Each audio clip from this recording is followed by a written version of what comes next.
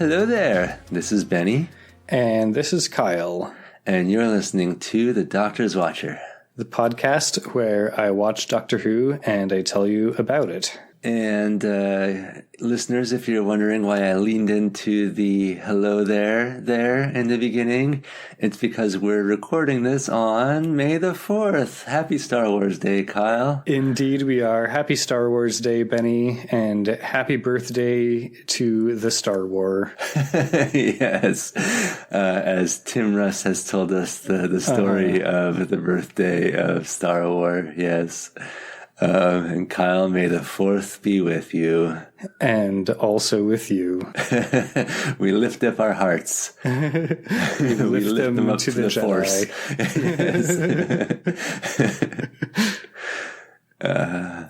Nice. Cool.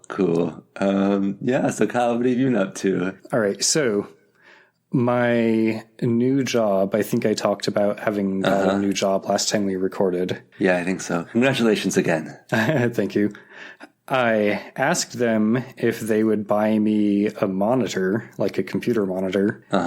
And they said sure. Nice. And they didn't ask if I already had one, which I did. I mean, I guess they could probably assume that you have a computer at home and it probably has a monitor in the year of our Lord 2024. Well, my previous job actually, that was the job I had when we all started working from home. And at the start of all that, they were very accommodating and, let me take home like a monitor and a chair and some shit like that. Yeah, because that was COVID times and everyone had to work from home. And then when I quit my job, the only thing that they actually wanted back was the laptop. Oh, nice, Kyle. Living the dream. So, yeah, I kept like my office chair and my monitor and a couple of mice and that sort of thing. Awesome. And yeah, my new job, when they said they'd buy a monitor, or they basically told me that they would like reimburse me for buying a monitor.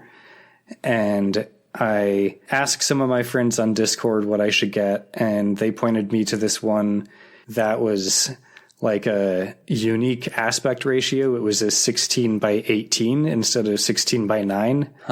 With the idea being that you could have like basically 2 full-size windows on the screen at once. Yeah, that sounds enormous. Yeah, it was pretty big, yeah.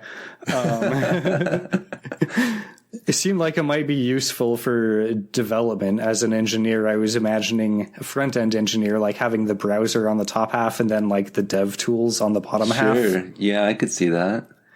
But I sense a butt coming. It was pretty expensive, so before buying it, I asked them, like, how about this one? I know it's pretty expensive. They were like, drop one of those zeros from the end.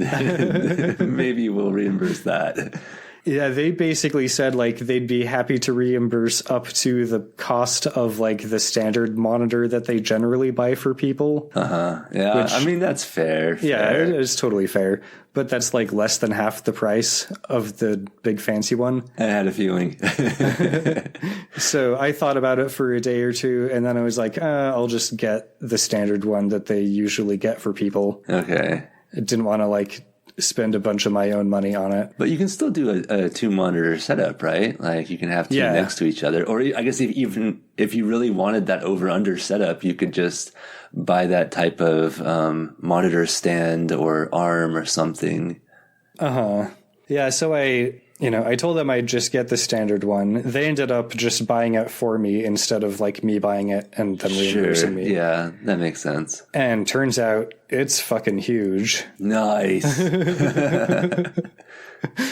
So yeah, I have it set up on my desk. It is, probably, I don't know, 20 to 30% bigger than my old one, which was already like a decent size. Yeah. I mean, I saw your old monitor and it was monitor sized, like, standard computer user person who does a lot of work on computers, monitor sized, so already pretty big. So yeah, I'm pretty happy with this one they got for me. Nice. When I'm doing work, actually, it's a 3 monitor setup because I have my laptop monitor plus the big fancy new one plus the old one I had. Nice. My personal laptop is apparently only able to output to one of the two, so it becomes a 2-monitor setup, but that's fine. Yeah, fair enough. Fair enough. My gaming PC will also be outputting to both of them, so I can like game on the big one and then like have Discord on the little one or something. By little, I mean like normal size. Yeah. I wonder if this is going to like skew your perception of monitors now. You're going to see a normal monitor and be like, oh, it looks small to me now. Well, very cool. So have you been up to anything? I don't remember if I told you this yet, but I started playing Baldur's Gate again, or I should say I picked it up again. And nice. I had restarted it like a couple times, but I just ended up picking up again the one that I'd gotten the furthest in, because I was like, if I go back to one of my newer but less advanced, like less further along in the plot type of playthroughs, it's just going to take forever. So I was just like, all right, I gotta just kind of stick to the decisions I'd already made. Maybe it'll be good for me, a good exercise in stick-to-itiveness, perseverance, maybe. I don't know.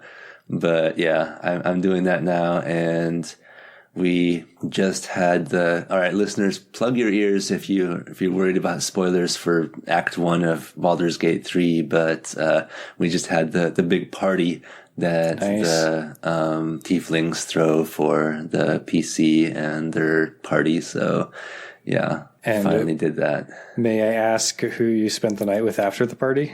Well, I think I'd already slept with Lae'zel enough times that it didn't trigger a new cutscene. Okay. But that's fair. Lae'zel is my romance.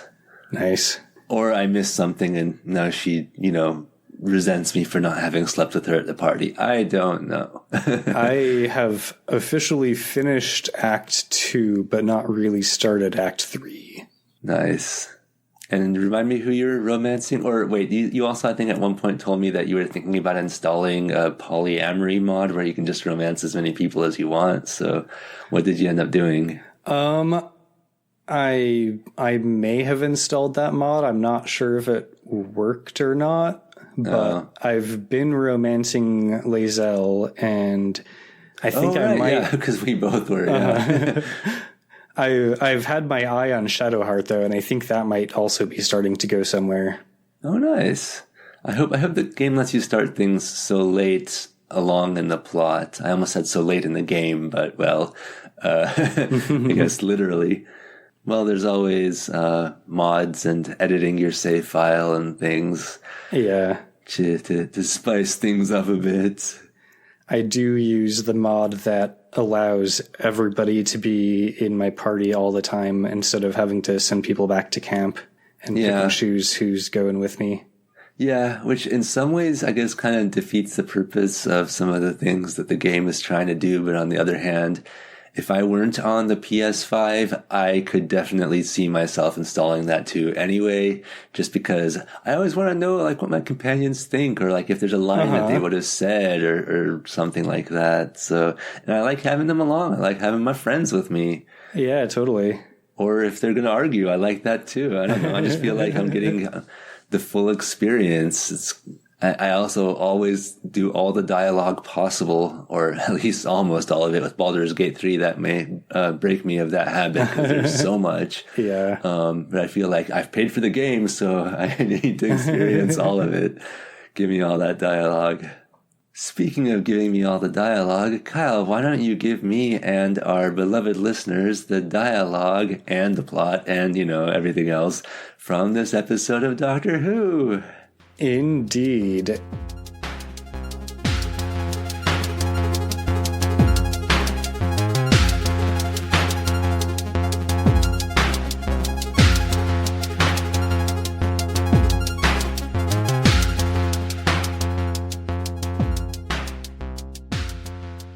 This is the 42nd episode of season 3. Oh my gosh, episode 42. That's so many. Seriously. And yeah, okay, Hitchhiker's Guide reference to, towel 42 dolphins, etc., etc.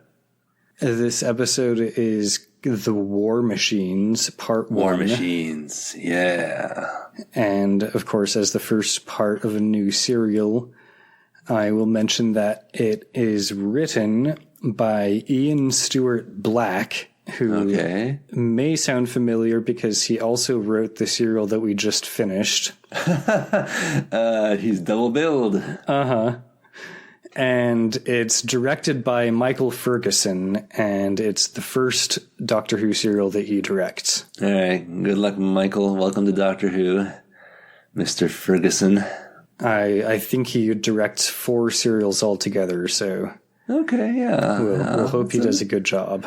Pretty solid contribution, yeah. Yeah. Yeah, and I feel like our returning writer did a pretty decent job on that last one, so we'll see what he does with this one.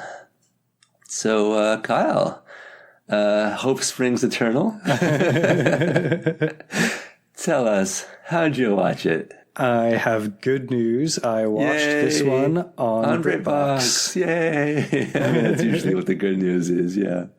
That means that this whole serial exists. We still have it. I mentioned that Lovarzi blog on a previous one. I'm pretty sure we linked to it in the show notes that talked about like where missing episodes were theoretically found and whatnot. One of my favorite recurring segments on this show.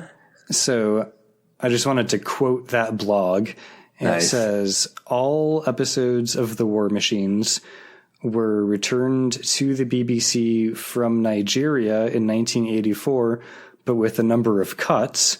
However, the BBC already held a more complete version of episode 2, which was returned in the late 70s. Interesting. Yeah, this one originated in Australia and was returned by a private collector. Nice. Well, thank you, private collector, and I hope the BBC didn't sue you. Uh-huh. So does that mean that the version that you watched had those cuts from the Nigerian version except for episode 2? It didn't seem to. Interesting. It seemed like it was a complete episode.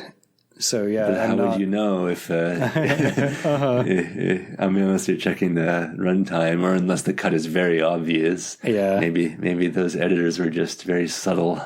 Well, I do tend to follow along with a transcript. And cool. There was nothing that was in the transcript, but not the episode, so. Gotcha. That seems like a good sign. All right. Well, I don't think we had a Cliff Dangler from last time. Although I will mention that we are fast running out of companions. For that last serial, we only had 2. We had Stephen and Dodo, and then we left Stephen behind. So now we're just down to Dodo. Doctor and Dodo. Mm-hmm. So this episode only starts with a little bit of the theme song. Usually, we hear about 30 seconds of the theme song, but this one only starts with a few seconds. Would you call that perhaps a cut? The plot thickens. No, it actually changes to a bunch of drums playing. Oh. And the drums of war. We get a new title screen that's like all white, and it has a few black squares down the left side of the screen, sort of reminiscent of like printer paper, maybe.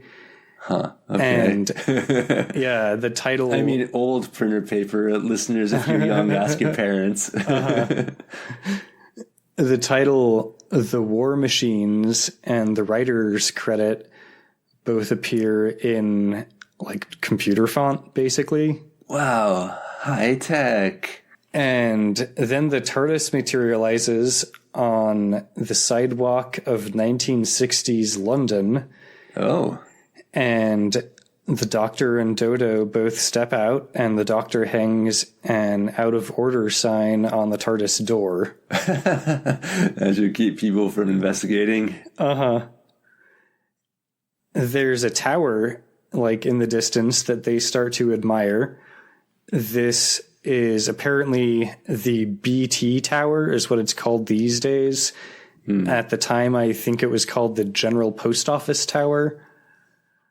And okay, I've never heard of it, but also, I'm an American, so what do I know? It's a pretty cool looking tower, actually. It's about 600 feet tall, and from the time it was built for about 15 years, it was the tallest structure in London. Nice. So that's right, listeners. You're listening to The Doctor's Watcher, the Tower Enthusiasts podcast, where we tell you the backstories of towers in London. But not the Tower of London, just towers in London. Towers in London. Yes. This tower has just recently been completed and opened at the time that the Doctor and Dodo were there. Oh, exciting. It was opened in 1965, so that was about roughly a year before this episode aired. Cool. The Doctor thinks he can sense something alien about the tower. Nice. And it gives him goosebumps in the same way that he apparently gets when Daleks are nearby. Uh-oh. The Doctor... Well, this isn't a Terry Nation serial, so I think we're safe. True. Dodo's like, who are the Daleks? And the Doctor's like... Oh, yes, of course, you didn't meet them, you child, no. No, and I pray that you never will. Oh, dang. Also, fan fiction writers and also licensed fiction writers, take note that as of Season 3, Episode 42, The War Machines Part 1, Dodo doesn't know what a Dalek is. So if you're writing those in-between stories that, you slip between two serials or something, you can't have Daleks before this one if you've got Dodo. True. So he and Dodo head off to start investigating this tower. Cool. We cut to the computer lab at the top of the tower. And, of course, being a 1960s computer lab, it's got lots of big, bulky metal boxes. Lovely. With big rolls of magnetic tape. We love it. It's got flashing lights and switches and stuff. That's what we're here for. Also, being a 1960s computer lab, it has an older scientist dude and his attractive young secretary. Oh, yeah. Dodo and the Doctor exit the elevator into this lab, and the scientist greets the Doctor, who claims to dabble in computer development. Oh, all right. That's cool. Uh-huh. So the scientist guy, Brett, starts showing the Doctor his life's work, which is this computer that he says is at least 10 years ahead of its time. Wow. So it probably has, 1/10 the processing power of our phones today. Uh-huh. No, probably less. This is perhaps not the biggest computer in the world, but it's certainly the most advanced. In fact, it can handle scientific problems well outside the range of any other computer in existence. It can not only add, it can even multiply. All right. Before anyone writes in, I realized that computers were not that primitive in the 60s. Yeah, they could probably divide, too. He says that they're about to link it up with a bunch of other computers around the world as a sort of central intelligence. You can link computers? Oh, my goodness. Uh-huh. How fascinating and technologically advanced. He calls it Votan. Oh, that doesn't sound evil at all. It's spelled WOTAN, which stands for Will Operating Thought Analog. Oh, man. Wait, hold on a second. Don't we have one more letter to go? Apparently the A and the N are both from analog, which I always think is kind of cheating a little bit, but... Yeah, like NORAD or one of those. Yeah. Yeah, sounds super evil. I dig it. Uh-huh. He introduces Dodo to his secretary, Polly, and the two of them go off together while the Doctor and Brett the scientist continue discussing the computer. Don't know how I feel about this. We'll let the girls go off and do girl things while the men talk about computers. Yeah, I was kind of thinking about that too. Yeah, 1960s, etc., etc.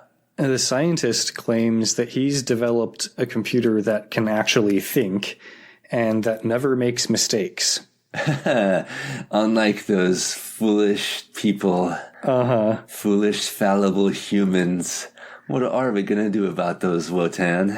The doctor asks it for the square root of some number, and it prints out the correct answer. Nice. Good job. And Dodo wants a turn to ask it something. Here's one you'll never get. What does the word TARDIS mean? Oh, interesting. But it gets this correct, too. Oh, shit. What does it mean? Yeah, so it prints out the paper that says time and relative dimensions in space. And the doctor and Dodo share a concerned look.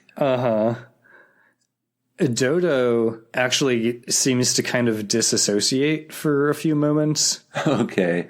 And when the doctor gets her attention again, she complains about a buzzing in her ears. So is this computer reading her mind? He sends her to go sit Kyle just down. keeps going, okay, I see what's going on. He sends her to go sit down, and Brett the scientist has Polly go look after her. Yeah, anytime a scientist says that they have technology ahead of their time, especially in Doctor Who, I suspect that our scientist friend here is using alien technology. Yeah. Or maybe he's just sufficiently evil. That sometimes also does the trick, but we'll see. Yeah, well, and the doctor did have, like, his Dalek goosebumps earlier. Yeah. The doctor starts asking about Wotan's memory banks and program regimentator. Nice. And as he and Brett discuss this, Dodo tells Polly that she wants to go to the hottest nightclub in town, so Polly suggests the Inferno. That does sound pretty hot. Also, congratulations to Dodo. She managed to pick up Polly in record time. Seriously, the Dodali ship is already built. I guess that's better than Podo. Yeah, Dodali, I like it.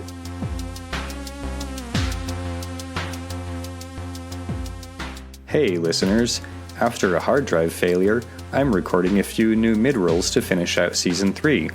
Remember to back up your data. If there's one, there's none.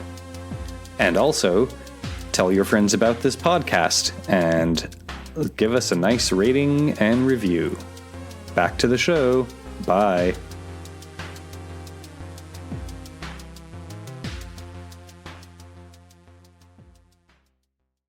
We cut to the Inferno, which is a dance club. Nice. And is it full of, like, well-dressed, well-mannered young British youths doing the foxtrot or something? Actually, it's like a pretty hip club, it seems. Okay, cool. Yeah, there's, definitely youths there, and it's playing, like, generic rock and roll music that they probably didn't have to pay a license for. Excellent. Yeah. Polly introduces Dodo to Kitty the bartender, and they, Polly and Kitty seem to be pretty friendly. Okay, I mean, Kitty's already introducing Dodo to her ex, but we might be, yeah, well, that's chill. That's chill. I can respect that. Yeah, I mean, this is the 60s. People are pretty open. Yeah. Not on this show, but we like to pretend. Kitty asks Polly for help. There's a sailor who's been showing up at the club and just, like, sitting sadly at the bar. And he's getting everyone else down. Yeah, he's, like, ruining the vibes. So Kitty wants Polly to try to cheer him up. So Polly goes over and tries to flirt with him, but he's not really into it. Yeah, he's like, I can tell that I can't compete with your cute girlfriend over there. And Polly's like, all right, fair. Fair. And Dodo just gives, like, a thumbs up. He's apparently bummed out that the ship that he's usually assigned to went to the West Indies while he got a shore posting for 6 months. Oh, bummer, dude. Well, if you're looking for a new ship, how about you start shipping Dodali? Uh-huh. Polly can see that he's not responding to her flirtation, so she goes to leave, basically. But then this other dude, blocks her, and he starts trying to hit on her. Well, he should start hitting on the sailor. We can solve all our problems. Seriously. She's rejecting him, which he ignores and continues trying to hit on her. Boo. So the sailor comes over and first basically gets him in an arm lock, and the guy escalates, and the sailor, whose name we learn is Ben, basically decks the guy. Dang. All right. Well, that's what he gets for not taking no for an answer. Mm-hmm. Not that we condone the use of violence on this show, but respect women, and if they turn you down, just move on. Kitty comes over to see what's going on, and the guy leaves. Ben makes a pretty victim-blamey comment to Polly, which she gets rightly upset about. But Dodo steps in and says that Ben was just trying to help. Okay. Yeah. Don't love that. It was weird. Mm-hmm. Elsewhere in London, the Doctor arrives by taxi at the Royal Scientific Club. Nice. Inside, there are a bunch of journalists and photographers, and there's a big graphic up on the wall with the word Votan in a circle in the center, and then a bunch of other words like Cape Kennedy, Kremlin, White House, RAF, NATO, and like several others, all arranged around the word Votan and linked to it with a line. Oh, so that's the kind of communication system that we're putting together here. Definitely not going to be any problems caused by hooking up this new thinking computer with all the world's defense computers. How old was Matthew Broderick when this movie was being made? I don't think we're going to be able to call on him to help us out. That's a War Games reference to those of you wondering what I'm talking about. There's also this official-seeming dude who addresses the crowd, telling them that C-Day, or Computer Day... Man, they're just asking for it at this point. They're like, boy, I sure hope an evil computer doesn't take over. So C-Day is going to be happening in 4 days on Monday, July 16th. Now, on that date, all the computer systems in this country and subsequently in the whole world will come under the control of this central computer, which we call Votan. Now, as you've heard, that will have both peaceful and military implications. I need hardly tell you that this is a great step forward for Britain, and indeed, I may say, for the whole world. I like the peaceful part of that. Could you elaborate more on the other one? On the military part? Yeah. He opens it up for questions, and there's an American reporter who definitely has some questions. Does he definitely have an American accent? He definitely tries to have an American accent. I love it. The official dude explains that nobody will operate Votan. It will operate itself. So no safeguards is what you're saying. Excellent. He says that it has no imaginative powers. It's pure calculation, reason, and thought. No way this can possibly go wrong. The reporter asks about what will happen when Votan decides that it doesn't need humans anymore. Man, the reporter is right ahead in the script. The official basically just says that he's sure the scientists will have it under control. Mm-hmm. And then he quietly asks his assistant where the hell Brett the scientist is anyway. He was apparently supposed to be here like an hour ago. Uh-huh. Not very reassuring. Uh-huh. Brett the scientist is still up at the top of the tower.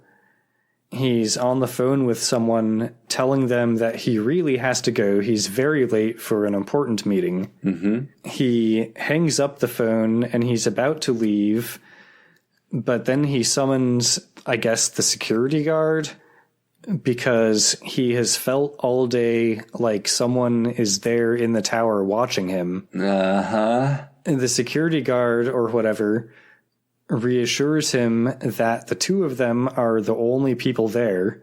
The only people there. Uh-huh. And he heads back to his post or whatever. Brett the scientist is about to leave again when Votan starts making a different noise than like the background noise it's been making. Nice. And the scientist basically stops in his tracks. He stands there for a few moments and he seems to be struggling. And we see like a hypnotic spiral pattern kind of superimposed over the image. Just to make it extra clear, this is a kid's show. Uh-huh. And then Brett kind of staggers back toward Votan, and then he stops and like he turns and like calmly walks to it and asks it what it wants. Nice.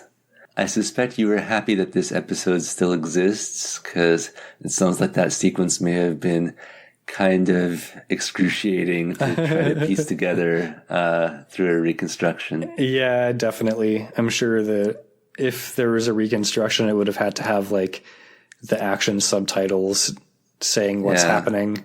Yeah. So back at the nightclub, Ben the sailor has really loosened up, and he, Polly, and Dodo have all been dancing. Nice. Okay. So now we got a nice little throuple going on. So that would be... I can't think of anything better than Dodali Ben. But Dodalin. It's probably something. Polyoden. I don't know. They take a few moments to rest at the bar, and Dodo reveals that she still has a headache and also sort of a high-pitched hum, and that this has been happening like ever since they left the tower, basically. Yeah, this place's sound system is just terrible. Uh-huh. She downplays it, and she says that it's gone again, but she stays at the bar and she looks like she's in pain, while Polly and Ben head back out to the dance floor. Ah, dang it. Back at the Royal Scientific Club, the official dude, Sir Charles Summer, is finishing up his presentation, and he's apologizing again for the lack of the scientist when Professor Brett the scientist shows up. And is he walking very stiffly and with a blank look on his face? Not quite, actually. He's fairly animated as he kind of rushes into the room. He apologizes to the crowd for having been unable to attend, but instead of then like further addressing the crowd to like answer questions or anything, he urgently wants to speak with Professor Crimpton, who's like the assistant of Sir Charles Summer. So Brett and Crimpton leave together. Yeah, Crimpton, if you'll just step over here into this computer chamber, look directly at that monitor and clear your mind. Uh-huh. The doctor is chatting with Sir Charles Summer. They're talking about... Sir Charles Summer, an attractive older man by any chance? He is a pretty attractive older man, yeah. Would that be the Samoctorship? Yeah, I think so. Samoctor. Excellent. The doctor starts asking about Crimpton, like, who is he, basically? Yeah. And Sir Charles Summer says that Crimpton is their electronics expert. And then he starts to wonder if maybe there's some problem with the Votan that Professor Brett didn't want to mention publicly or whatever. Interesting. So he excuses. I wonder, could there be? So he excuses himself from the doctor to go check it out, basically. Okay. Back in the tower, the security guard or whatever peeks into the computer room. I think that's this guy's official job title, the security guard or whatever. He's like wearing a suit and stuff and like seems to know about, some things about computers and whatever. So he must be like a specialized security guard or whatever. Gotcha. Okay. But, I guess that would be the whatever. So he's kind of just looking into the computer room. He's about to close the door and presumably like move on with his security patrol or whatever.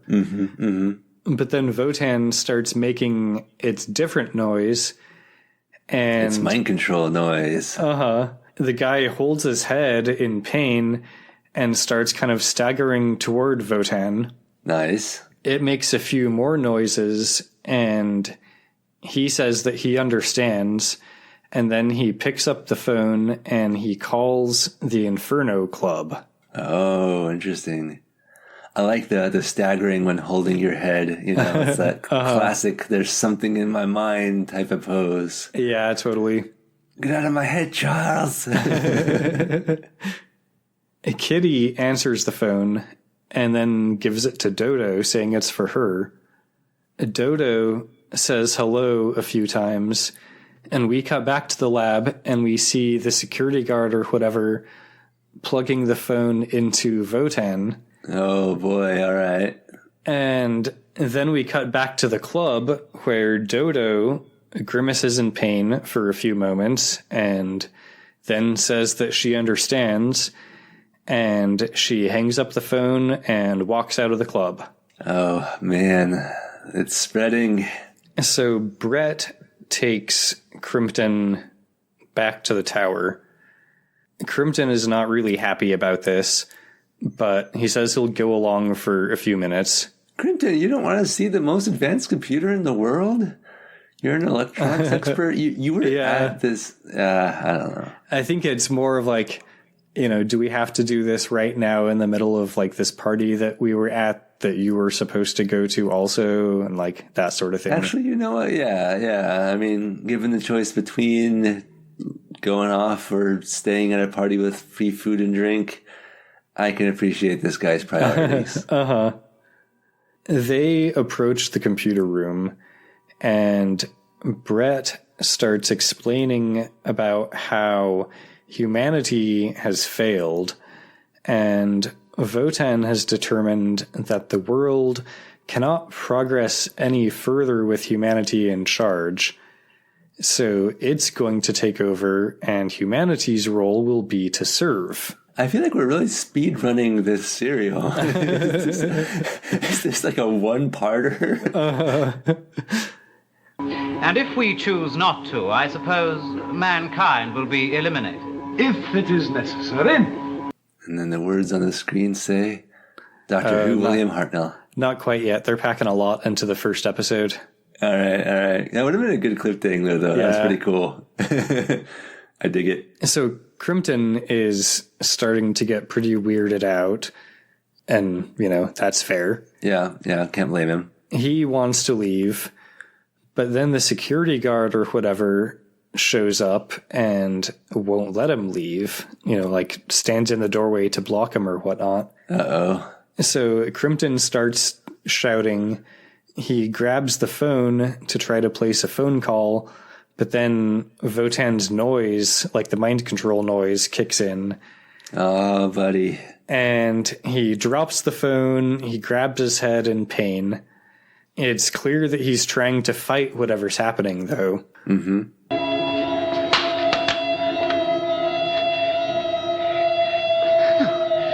It's not possible. No. I don't believe it. I won't work for you. I'm human. There's nothing more important than human life. Machines cannot govern man. Oh, dang. All right. This is some good classic sci-fi stuff, like Golden Age sci-fi stuff.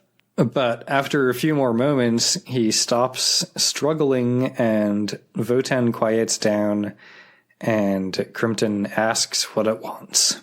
And it says, "It's me, boy, on the PS5, speaking to you from within your brain."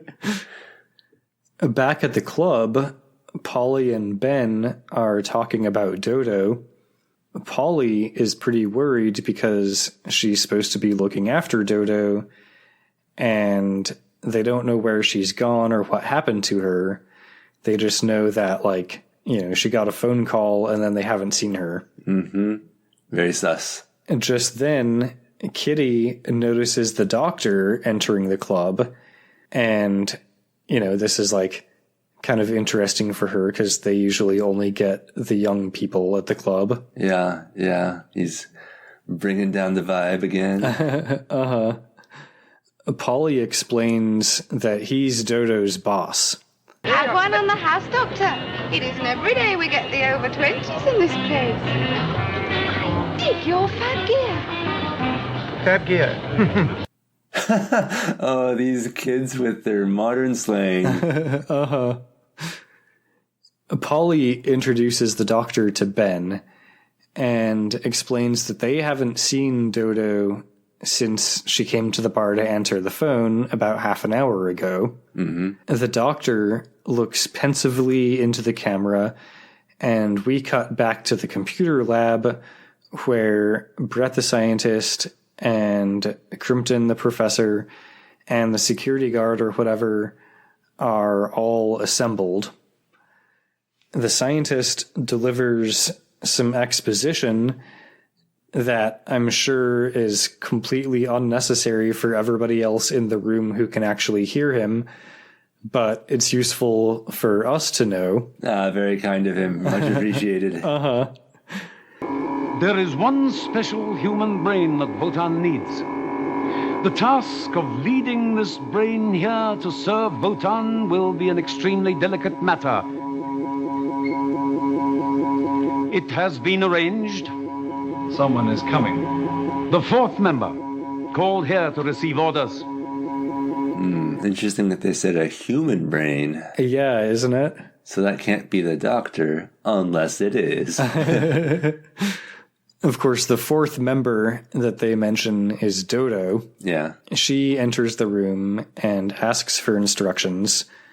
Votan starts beeping, and then it starts sort of like groaning, and then it starts actually speaking in a sort of loud kind of whisper voice. Oh, nice.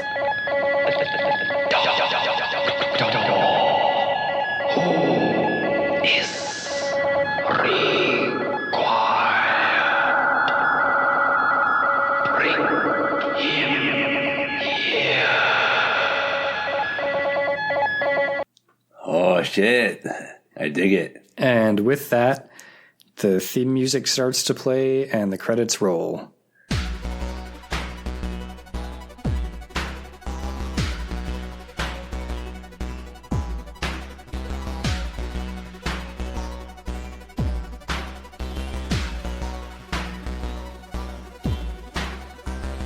Yes, it kindly reminds us who the Doctor Who is. Who. Yeah, I was trying to figure out, like, grammatically how they were using Doctor Who there. Like, are they saying Doctor Who, his name is Doctor Who, is required, or are they referring to the Doctor Who is required? I think it's probably the former. Yeah, I'm pretty sure it's the former. Interesting that they're just calling him Doctor Who then. Yeah, I think they call him Doctor Who a lot in this serial. Oh, interesting. I wonder if it's something that this writer just kind of didn't know wasn't a thing.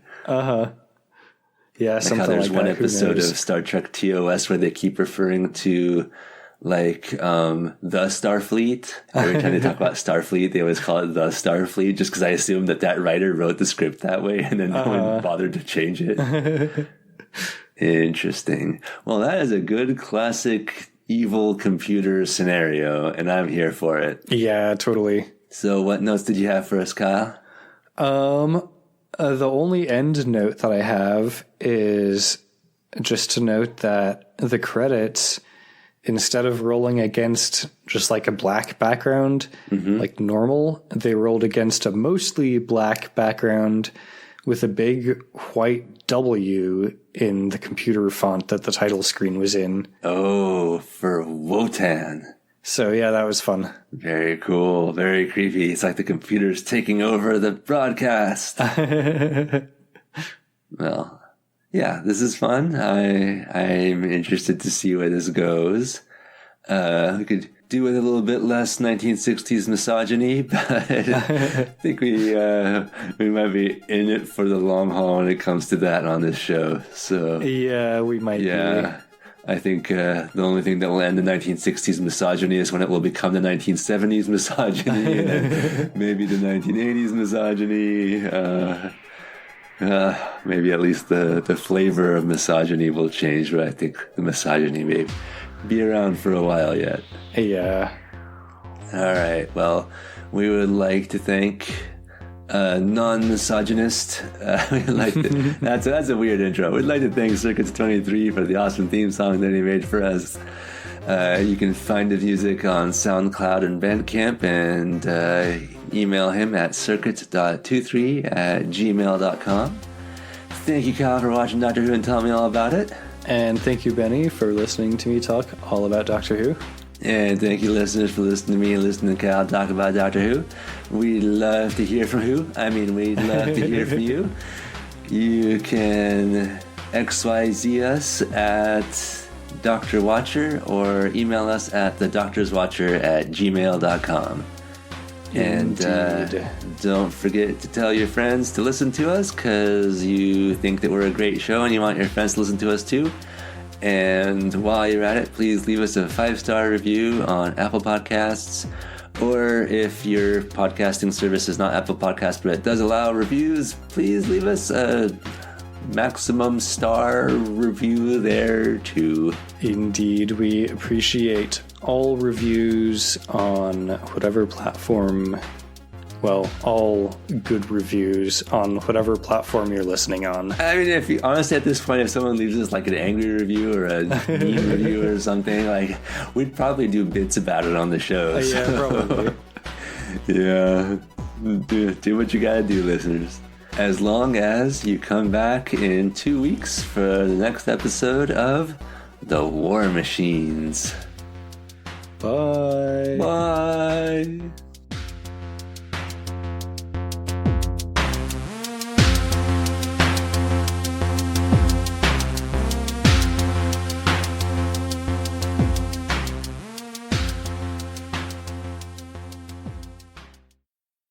I need hardly tell you that this is a great step forward for Britain, and indeed I may say for the whole world. Now, have you got any questions? Roy Stone, New York Sketch. Fire away. Sir, doesn't this put a great deal of power into the hands of whoever operates Bolton? No one operates Wotan. Wotan operates itself. A computer is merely a brain which thinks logically without any political or private ends. It is pure thought. It makes calculations. It supplies only the truth. It has no imaginative powers. Is there no way of fixing it so it can give the wrong answers? There would be no point. Now, don't forget that a computer like Wotan is not a human being. Oh, but surely, it sir, that... has no reason to suppress the truth. It has no emotions. It is ourself. It seems to me, by the way you're talking, sir, that this machine can think for itself like a human being. It can. Only much more accurately. But, sir, I mean, is this kind of risky? I mean, suppose it decides it can do without people. What then? Well, I hardly think it will come to that. I'm sure that Professor Brett and his team will have the machine well under control.